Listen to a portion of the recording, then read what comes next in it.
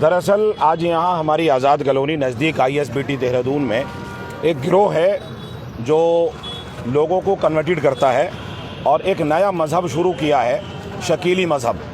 जिस तरीके से राम रहीम ने ऐलान किया था कि मैं 11वां गुरु मैं हूँ और उस पर पब्लिक में जो हंगामा हुआ था और फिर उसकी धरपकड़ शुरू हुई थी, ठीक इसी तरीके से एक शकील नाम का आदमी जो बिहार का रहने वाला, उसके बाप का नाम हनीफ है और उसको मिला के कहते हैं शकील बिन हनीफ।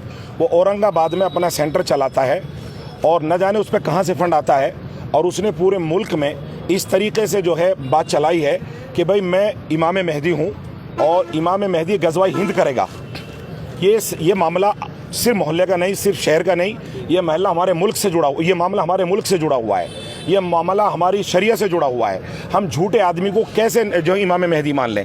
इसमें बाज़ वकील या बाज़ पुलिस वालों को बिल्कुल लाबलद हैं जो जानते भी नहीं है कि डेफिनेशन क्या है, शकीलियत क्या है, इसका नतीजा क्या है और क्या मसाइल इसके पीछे छुपे हुए हैं। ये हमारे मुल्क की सेफ्टी सिक्योरिटी का भी मसला है और ये हमारी शरीयत और कुरान का भी मसला है। मुसलमान इसको लेकर तकरीबन 1 साल से इनके पीछा ताक़ुब कर रहे हैं, लेकिन न जाने इनको किसकी शय हासिल है। ये पूरे शहर में इस तरीके से अलग अलग लोगों को बैत लेते हैं और जब आदमी इनके हाथ पर बैत ले लेता है, मौत पर बैत, और वो कहता है कि हाँ मैंने शकील बिन हनीफ को इमाम मेहदी मान लिया, तो फिर उसको ये फंड देते हैं और उसे अपना आदमी मान करके ये उसको अपने साथ साथ रखते हैं, प्रोडक्शन देते हैं, पैसा देते हैं, घर देते हैं और उसको इस तरह से जो है लुभाते हैं कि तू जिस तरीके से मोहम्मद रसूलुल्लाह के शिष्य सहाबी थे कि तुम भी इसी तरीके से स्वर्ग में जाओगे और जितना भी तुम सताए जाओगे उतना ही तुम्हारे अजर मिलेगा, यानी तुम्हें स्वर्ग मिलेगी। इस तरीके से लोगों को अपनी आइडेंटिटी छुपा करके, जबकि ये मुसलमान नहीं है,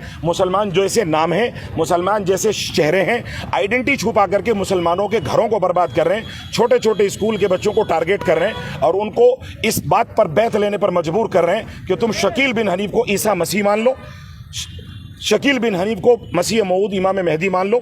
इमाम मेहदी कौन है? इमाम मेहदी मोहम्मद रसूलुल्लाह सल्लल्लाहु अलैहि वसल्लम के उम्मत के वो ऐसी शख्सियत हैं जो जिनका नाम मोहम्मद होगा, जिनके बाप का नाम अब्दुल्ला होगा, अरब होंगे।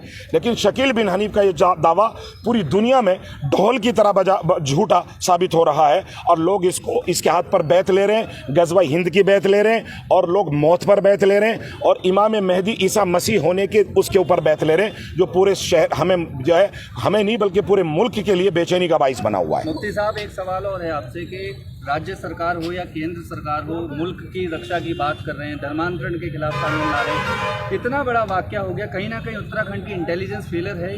बिल्कुल, ये 6 महीने से तकरीबन जो है 1 साल से ये मामले कर रहे हैं। इसमें मकबूल कुरैशी, इसमें सलीम कुरैशी, ऐसे पहली सफ़ के नमाजी जो दीनदार लोग थे उनको इन्होंने उचक लिया है। और अगर ये गिरोह बढ़ गया, याद रखना, हमने अधिकारियों के इल्म में डाल दिया एज ए जिम्मेदार होने के नाते हमारा कर्तव्य था कि हम बताएं, हमने बताया।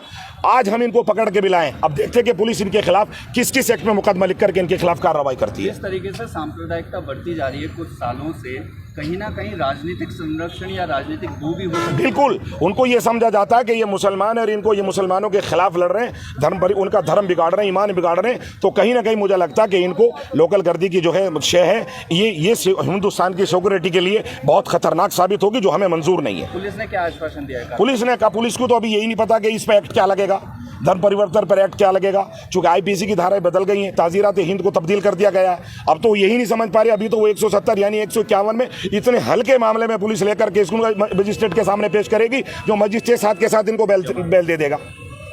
ये फिर फैलेंगे, ये फिर गर्दन लेके उड़ेंगे, क्या देख हमारा क्या बिगाड़ लिया। ये और ज़्यादा लोगों को बरगल आएंगे और ये कन्वर्ट करते हैं ईसाइयों को, ये कन्वर्ट करते हैं मुसलमान बच्चों को और औरतों को। मुफ्ती साहब, आपकी तरफ से क्या एक्शन लेने वाला है जो इन लोगों को शय दे रहे हैं आज़ाद कॉलोनी में? देखिए, अगर हम लोग नशे के खिलाफ लड़ते हैं, इसी तरीके से उससे ज़्यादा ज़रूरी है हमारे मुल्क की सिक्योरिटी और हमारे कुरान पर यह हमला है। अगर पुलिस पर इनको सही धाराओं में बंद नहीं करती तो हम फिर इसके खिलाफ आंदोलन लेकर बाहर निकल जाएंगे।